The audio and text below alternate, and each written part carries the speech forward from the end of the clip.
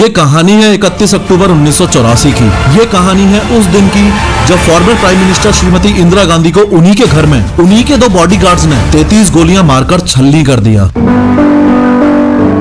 आज 3D animation की मदद से डिटेल में समझाऊंगा कि उस दिन सुबह से लेके प्राण त्यागने तक क्या क्या हुआ। लेकिन सबसे पहले आप इस कहानी की इंपोर्टेंट लोकेशंस पर ध्यान दो। ये श्रीमती इंदिरा गांधी का रेसिडेंस था जिसे एक सफदरजंग रोड बोला जाता था, और ये उनका ऑफिस था जिसे एक अकबर रोड बोला जाता था। दोनों बॉडीगार्ड्स ने इनके ऊपर अटैक इस गेट पर किया था, और ये वो रास्ता है जो पीएम के ऑफिस को पीएम रेसिडेंस से जोड़ता है। आज आप लोगों को बहुत पुराना एक वाकया सुनाने वाला हूँ, और इस वाकया से कुछ शिक्षा शायद हासिल होने वाला है। कौन सा वाकया दोस्तों? हमारा ex prime minister Mrs Indira Gandhi, उनको कैसे मारा गया था, क्यों मारा गया था, आज की वीडियो में खुलासा होने वाला है। तो चलिए दोस्तों वीडियो शुरू करता हूँ। अस्सलाम वालेकुम guys, welcome back to my YouTube channel Kabir reaction. दोस्तों कैसे हो आप सब लोग?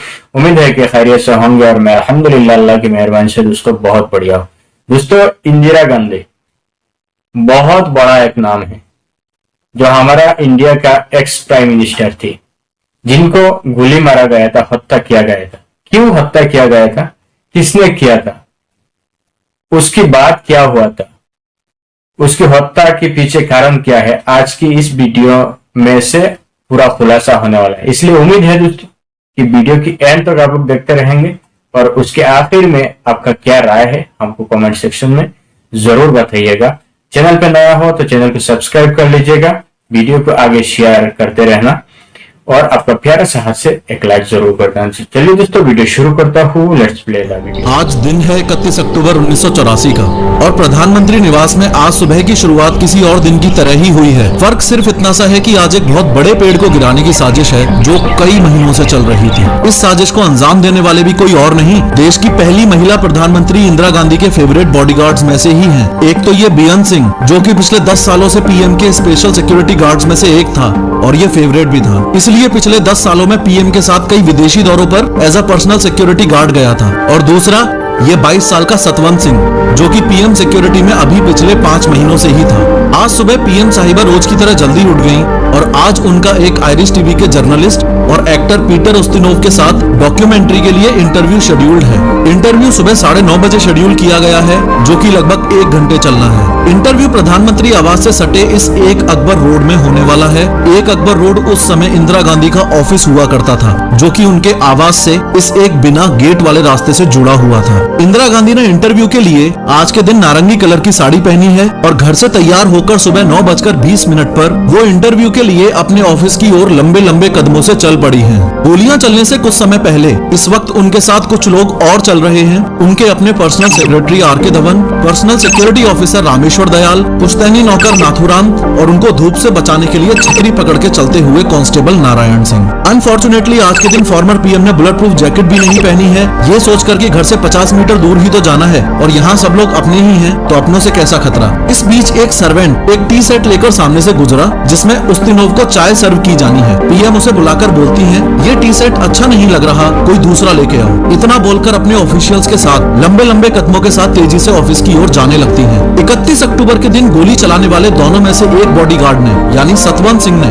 बहाना किया कि उनका पेट खराब है, इसलिए उसे शौचालय के नजदीक तैनात किया जाए। इस तरह बेअंत और सतवंत एक साथ इसी गेट पर प्लानिंग के तहत तैनात हैं। ये गेट जो कि पीएम ऑफिस और रेसिडेंस को जोड़ता है। जैसे जैसे इंदिरा गांधी ऑफिस की ओर तेजी से बढ़ रही हैं, वैसे ही पहला बॉडीगार्ड सब इंस्पेक्टर बेअंत सिंह उनकी ओर बढ़ने लगा। इंदिरा गांधी और बेअंत सिंह की आंखें मिली तो इंदिरा गांधी बेअंत को देख के मुस्कुराई और नमस्ते के लिए हाथ जोड़ने की पोजीशन में आई। ऐसा इसलिए क्योंकि इंदिरा गांधी बेअंत को 10 सालों से जानती थी, और रोज जब भी बेअंत सिंह इंदिरा गांधी को देखता तो नमस्ते करता था। इसलिए आज भी इंदिरा गांधी ने उसको अपने ओर बढ़ता देखकर सोचा कि नमस्ते बोलेगा, इसलिए इंदिरा गांधी ने पहले ही हाथ जोड़ लिए। लेकिन आज बेअंत सिंह का मिजाज बागियों वाला है। आज उसका मकसद कुछ अलग ही है। एकाएक बेअंत ने लगभग 9:25 पर अपनी .38 कैलिबर सर्विस रिवॉल्वर निकाली और तान दी इंदिरा गांधी पर। जब तक कोई कुछ समझ पाता, उससे पहले ही फायर के 3 राउंड बेअंत की रिवॉल्वर से निकल चुके हैं, और ये तीनों गोलियां इंदिरा गांधी की चेस्ट और एब्डोमिनल एरिया में लगी हैं, और यहीं से एक बड़े पेड़ के गिरने की दास्तान शुरू हो चुकी है। 3 गोलियां लगते ही इंदिरा गांधी जमीन पर गिर गई और जोर से बोली, ये क्या कर रहे हो? बेअंत 1 सेकंड के लिए रुका और सतवंत को देखकर जोर से चिल्लाया, गोली चला। सतवंत जो अभी तक बेअंत के पास बूथ बना खड़ा था, वो अपनी कार्बाइन बंदूक को इंदिरा गांधी की ओर घुमाकर 30 गोलियां बर्स्ट फायर कर देता है। इंदिरा गांधी को बचाने के लिए जैसे ही उनके personal security officer Rameshwar Dayal आगे बढ़े तो उनके पांव में सतवंत के द्वारा चलाई गई गोलियां लगी और वो वहीं पर गिर गए। एक अकबर रोड यानी कि पीएम ऑफिस से एक पुलिस ऑफिसर दिनेश कुमार भट्ट ये देखने के लिए बाहर आए कि ये गोलियां कहां चली हैं। उसी समय बेअंत और सतवंत सिंह ने अपने वेपन्स फेंककर सरेंडर करने के लिए हाथ खड़े कर दिए और कहने लगे कि हमको जो करना था वो हमने कर दिया, अब तुम्हें जो करना है कर लो। और उन्होंने इंदिरा गांधी से ऑपरेशन ब्लू स्टार का बदला ले लिया। ऑपरेशन ब्लू स्टार में इंदिरा गांधी ने सिखों के पवित्र स्थल गोल्डन टेम्पल को कुछ अलगाववादियों से आर्मी ऑपरेशन के जरिए फ्री करवाया था। आर्मी ऑपरेशन की वजह से काफी सिख उनसे खफा थे। कांस्टेबल नारायण सिंह ने आगे कूदकर बेअंत सिंह को जमीन पर पटक लिया। पास के गार्ड रूम से आईटीबीपी के जवान दौड़ते हुए आए और उन्होंने सतवंत सिंह को भी अपने घेरे में ले लिया। टोटल 33 फायर किए गए हैं, जिसमें से 30 गोलियां इंदिरा गांधी को लगी और काफी गोलियां उनके शरीर को चीरकर निकल गई। इंदिरा गांधी के पर्सनल सेक्रेटरी आर.के. धवन ने होश संभाला और चिल्लाकर एम्बुलेंस लाने के लिए बोला, लेकिन कहते हैं ना, गोली को कौन टाल सकता है। एक दिन पहले ही भुवनेश्वर में हुई इलेक्शन रैली के भाषण में इंदिरा गांधी ने कहा था कि चिंता नहीं है कि मैं जीवित रहूं या नहीं रहूं।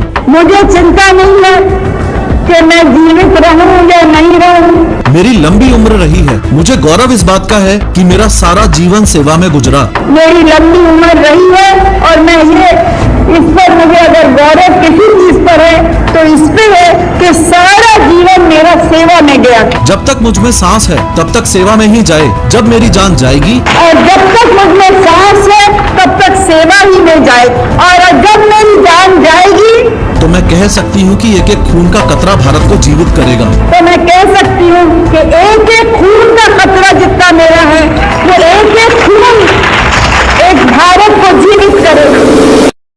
इंदिरा गांधी के कहे गए शब्द आज यानी 31 अक्टूबर 1984 को सच होते दिख रहे हैं। भारत की मिट्टी में वो अभी लहूलुहान पड़ी हैं, मानो समय रुक सा गया है और जो एम्बुलेंस लाने को बोला था वो अभी तक आई नहीं है। पीएम हाउस में हर समय एक एम्बुलेंस खड़ी रहती है, लेकिन आज के दिन उसका ड्राइवर वहाँ पर यानी कि पीएम आवास में ड्यूटी पर मौजूद नहीं है। यही सबसे पहला संकेत है कि आगे आने वाले घंटे इंदिरा गांधी के लिए बहुत ही मुश्किल भरे होने वाले हैं। गोलियों की आवाज सुनकर कांग्रेस लीडर माखनलाल फोतेदार इंदिरा गांधी के पास पहुंचे और एम्बुलेंस ना आते देख आर.के. धवन ने चिल्लाकर कोई भी कार निकालने के लिए कहा। इंदिरा गांधी को जमीन से आर.के. धवन और माखनलाल फोतेदार ने उठाकर सफेद एम्बेसडर कार की पिछली सीट पर रखा। आगे की सीट पर R K. Dhawan, Fotedar, security officer Dinesh Bhatt और ड्राइवर बैठे हैं। गोली की आवाज सुनकर सोनिया गांधी नंगे पांव ही गाड़ी की ओर दौड़ी। इंदिरा गांधी को इस हालत में देखकर वो उसी हाल में कार की पीछे वाली सीट पर बैठ गयी। उन्होंने खून से लथपथ इंदिरा गांधी का सिर अपनी गोद में लिया और कार बहुत तेजी से एम की तरफ बढ़ी। 9:31 पर एम्बेसडर कार एम्स के इमरजेंसी वार्ड के गेट पर पहुंच गई। इमरजेंसी वार्ड का गेट खोलने में और गाड़ी से इंदिरा गांधी को उतारने में ही 3 मिनट का टाइम लग गया है और इस समय गुजरने वाली हर एक सेकंड बहुत ही ज्यादा इंपॉर्टेंट है। अनफॉर्चुनेटली आज एम्स के इमरजेंसी वार्ड में एक स्ट्रेचर तक मौजूद नहीं है। किसी तरह एक पहिए वाली स्ट्रेचर का इंतजाम किया गया। जब इंदिरा गांधी को कार से उतारा गया तो उनको इस हालत में देखकर वहां तैनात डॉक्टर्स घबरा गए और जल्दी से अपने सीनियर डॉक्टर्स को इन्फॉर्म किया। वैसे सीनियर डॉक्टर्स को अभी तक इस बात का ध्यान नहीं था कि इंदिरा गांधी को इस तरह से गोलियां मारी गई हैं। जब सीनियर डॉक्टर्स इमरजेंसी वार्ड में दौड़कर आए तो उनको तो ऐसा लगा कि शायद हॉस्पिटल में किसी तरह का इंस्पेक्शन होगा। सीनियर डॉक्टर्स ने जब वहां खड़े जूनियर स्टाफ से पूछा कि पीएम साहिबा कहां हैं, तो एक जूनियर स्टाफ ने कांपते हाथों से स्ट्रेचर पर कपड़े से ढकी हुई लहूलुहान बॉडी की ओर इशारा किया। डॉक्टर्स ने जब पीएम को इस हालत में देखा तो वो भी घबरा गए। सीनियर डॉक्टर्स को इलेक्ट्रोकार्डियोग्राम में इंदिरा गांधी के हार्ट की मामूली गतिविधि दिखाई दे रही है। इसका मतलब है कि वो क्लिनिकली अलाइव हैं, लेकिन नाड़ी में कोई धड़कन नहीं मिल रही है। उनकी आंखों की पुतलियां भी फैली हुई हैं, जो संकेत है कि उनके दिमाग को क्षति पहुंची है। फिर अगले कुछ घंटों तक फॉर्मर पीएम की जान बचाने के लिए देश के बेस्ट 20 डॉक्टर्स की टीम ने जी तोड़ मेहनत की। यहाँ तक कि खून को रोकने के लिए 88 बोतल्स ओ नेगेटिव ब्लड भी चढ़ाया गया। 4 घंटे की कड़ी कोशिश की बदौलत 7 गोलियां इंदिरा गांधी के शरीर से निकाल ली गई हैं और ब्लड फ्लो को भी रोक दिया गया है। लेकिन डॉक्टर्स को इंदिरा गांधी के सर्वाइवल के चांसेस ना के बराबर लग रहे हैं। ऑपरेशन थिएटर के बाहर सोनिया गांधी का रो कर बुरा हाल हो गया है। इंदिरा गांधी के बेटे राजीव गांधी, जो कि बंगाल में होने वाले इलेक्शन की रैलियों के लिए गए हुए हैं, उनको इस इंसिडेंट के बारे में जब इन्फॉर्म किया गया तो राजीव गांधी तुरंत दिल्ली के लिए निकल गए। साथ में उस टाइम के प्रेसिडेंट जेल सिंह, जो कि विदेश दौरे पर थे, वो भी इंदिरा गांधी पर हमले की खबर मिलते ही तुरंत इंडिया के लिए रवाना हो गए। आने वाला समय देश और इंदिरा गांधी के लिए बहुत ही मुश्किल भरा होने वाला है। इंदिरा गांधी के लिए इसलिए कि अब एम्स के बेस्ट डॉक्टर्स भी कुछ ही समय में अपने हाथ खड़े करने वाले हैं हॉस्पिटल के 8th फ्लोर पर अब तक काफी कांग्रेस लीडर्स आ चुके हैं और सबको ये तो अनुमान हो गया है कि अब इंदिरा गांधी को बचा पाना मुश्किल है। इसलिए यहाँ इसी फ्लोर पर एक दूसरे रूम में देश पर आने वाले मुसीबत पर मंथन चल रहा है। मुसीबत ये कि देश के सर्वोच्च लीडर्स यानी कि पीएम और प्रेसिडेंट दोनों में से एक तो अपनी जिंदगी की जंग लड़ रही है और दूसरा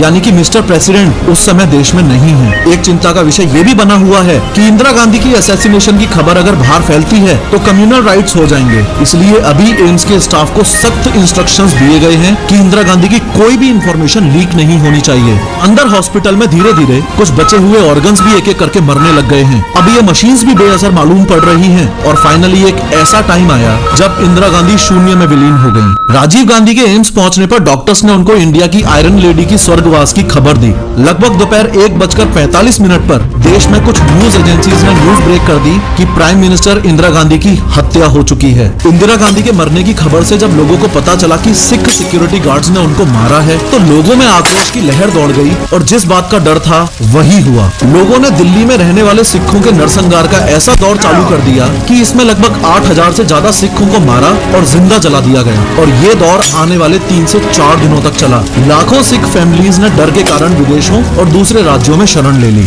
दिल्ली में एक तरफ तो दंगे चल रहे हैं, दूसरी ओर देश की पहली महिला प्रधानमंत्री की अंतिम विदाई का कार्यक्रम चल रहा है। 3 नवंबर 1984 को इंदिरा गांधी को सम्मान के साथ दिल्ली के शक्ति स्थल में उनके बेटे राजीव गांधी ने मुखाग्नि दी और इंदिरा गांधी पंचतत्व में विलीन हो गयी। ये कहानी है 31 अक्टूबर 1984 की। एक प्राइम मिनिस्टर का मर्डर, एक प्राइम मिनिस्टर को हत्या करना कितना बड़ा साजिश हो सकता है। और वो है उनका पर्सनल सिक्योरिटी गार्ड है और उनका वो हत्या के पीछे और बहुत सारे लोगों के हाथ हो सकता है। क्योंकि दोस्तों अगर किसी को कुछ दुख पहुंचाना है, किसी को मारना है, किसी को कुछ करना है तो उसका जो पर्सनल चीज है, पर्सनल लोग है, वो लोगों के साथ दोस्ती करना पड़ता है। उसके बाद वही लोगों से करवाना पड़ता है। यह दुनिया का नियम है। लेकिन दोस्तों एक प्राइम मिनिस्टर को मारना कितना बड़ा, मतलब उसका कितना, कितना ताकत होना चाहिए, कितना बड़ा साहस होना चाहिए कि एक प्राइम मिनिस्टर के ऊपर गोली चलाना है। उसके बाद उसका क्या हालत होगा उसको तो मालूम ही होना चाहिए और मालूम रहेगा। तो दोस्तों इस साजिश में सिर्फ इनका हाथ नहीं और बहुत सारे बड़ा बड़ा लोगों का हाथ हो सकता है मेरा ख्याल से। क्योंकि शायद उस टाइम पे उनका बहुत सारे दुश्मन थे, वो लोग चाह रहे थे कि ये प्राइम मिनिस्टर दोबारा ना बने, क्योंकि इसकी रहने में अगर वो रहेगी तो हम लोग शायद नहीं बन सकते। ऐसा हो सकता था क्योंकि राजनीति है। और मौत दोस्तों जहां पर जिस हालत में लिखा है उसी हालत में मौत होती ही रहेगी। मौत तो मौत ही है।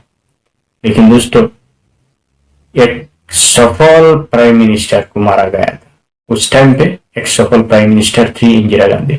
जितना भी हम इतिहास में पढ़ा है हमको मालूम है कि वो उस टाइम का एक सफल प्राइम मिनिस्टर थी, वो बहुत अच्छी थी। लेकिन उसके बाद उनका बेटे को भी मार दिया है। तो यह देश के लिए बहुत दर्दनाक दिन था। एक तो महात्मा गांधी को जब गॉडसे ने गोली मारा था, दूसरी इंदिरा गांधी और तीसरी राजीव गांधी को भी उड़ा दिया था बम से। तो गांधी फैमिली के लिए यह बहुत बड़ा दर्दनाक दिन था, ये 3 दिन, और देश के लिए भी बहुत बड़ा, बहुत दर्दनाक दिन था। तो दोस्तों इस वीडियो से आपका क्या राय है हमको जरूर कमेंट सेक्शन में कमेंट करके बताना। वीडियो अच्छा लगा तो आगे शेयर कर देना, तो प्यारा साथ से एक लाइक जरूर कर देना। चलिए दोस्तों मिलता हूँ किसी और एक वीडियो को लेकर, तब तक के लिए